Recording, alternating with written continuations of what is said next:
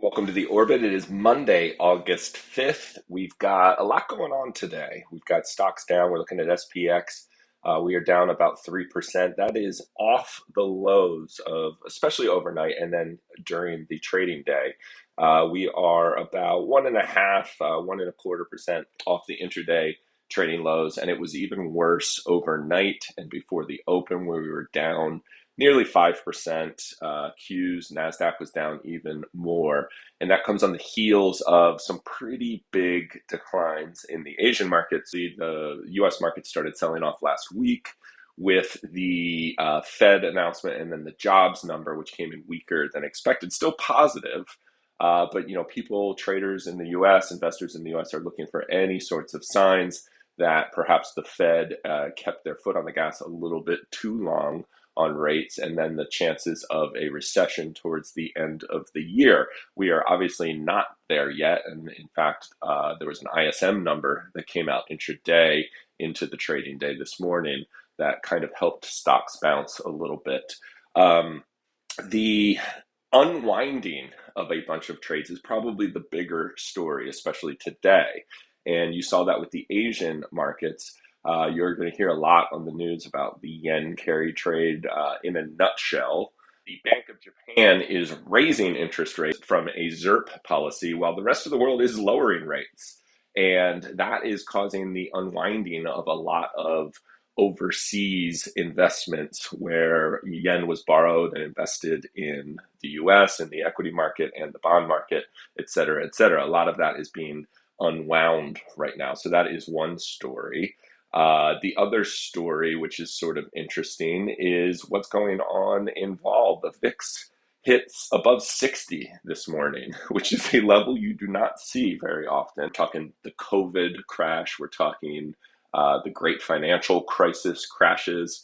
And what we're getting there probably, at least partially, has to do with a lot of the institutional short vol funds that exist now. We've talked about that in the Orbit in the past, and a lot of that kind of trade needs to get unwound on a morning like today. And so what you saw was a fairly odd reaction in the options market where you had a VIX 65. We are looking at the SPX. Zero DTE vol in the SPX was 100 this morning on the open. We're looking at 55 right now after this little intraday bounce, up to 5,200 in the SPX. We saw 1 week out vol right now. We're looking at Friday's vol is about 34. That was above 50 this morning. Offsides type stuff this morning. And now we'll see if there's a follow-on reaction. Now, from the options market perspective, what that does is you get that kind of panic buying in options. And there were a lot of panic buying or smart, it might turn out to be smart out of the money put buying the last couple of days. And what that does is that kind of expands the possibility for moves in either direction in the market. And you might see very severe rallies as well, where you might see further sell-offs. And that kind of hangover can last a little bit. It could be days, it could be weeks, it could be the next month or two, where you are now going to see moves that we hadn't seen in a long time. And, we went almost a record time without a 2% down move in SPX. And now we're getting those basically every day. And that could last for a little bit, and it could be in either direction. You might see some vicious rallies as well. And that is basically a lot of short gamma on the dealer side of things. And when the market makes a move, it hits these air pockets and just sort of blasts through to the downside or to the upside. So be aware of that. Now, the flip side of that is we have very high volatility in the market. And if you are an options seller, obviously timing is everything when you're seeing 3 to 5% moves in the market. But you are, on the open, if you were selling credit put spreads out of the money, credit put spreads, you were doing it at a very high volatility level. And all you needed was a little bounce for basically that IV to get cut in half almost. So SPX, let's talk about levels for the rest of the day. We are looking at about 52.50 to the upside and about 51.25, 35 to the downside. So right now, that is about 50 points in either direction. That was closer to 100 points this morning, where we were lining up the expected move on the open was really about 5,000 to the downside on SPX and about 5,250 to the upside on SPX.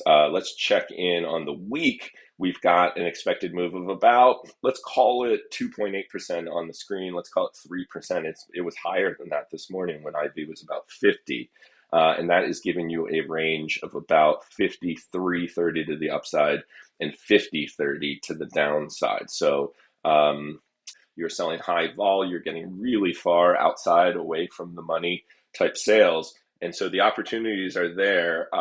In an environment like this, define risk is huge, right? Because that open this morning is the type of open that can turn into a down 8% type move, which you very rarely see. That can happen in a short vol environment. So defining risk, it's not the type of environment where you want to be selling naked puts or naked calls until this starts to calm down. Qs have really sort of taken the brunt of a lot of this selling.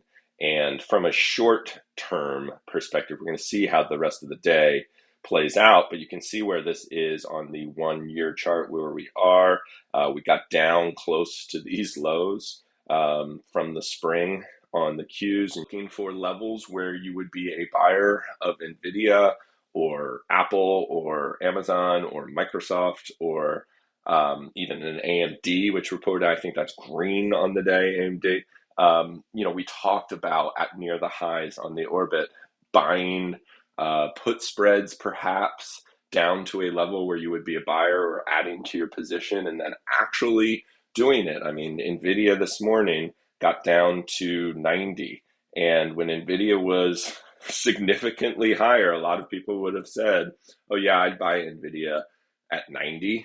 And then this morning, a lot of those people were selling. And that's where some options can come in and actually allow you to follow through on something that you have said that you wanted to do. You can see that 1 year chart in NVIDIA, how much it's come down in just the last couple of weeks. The yields have gotten killed the last couple of days, but they're kind of all over the place. They bounced on that ISM number. So a lot going on here, I think the name of the game here is unwinding. There's a lot of unwinding of positions that were very crowded over the last year, basically.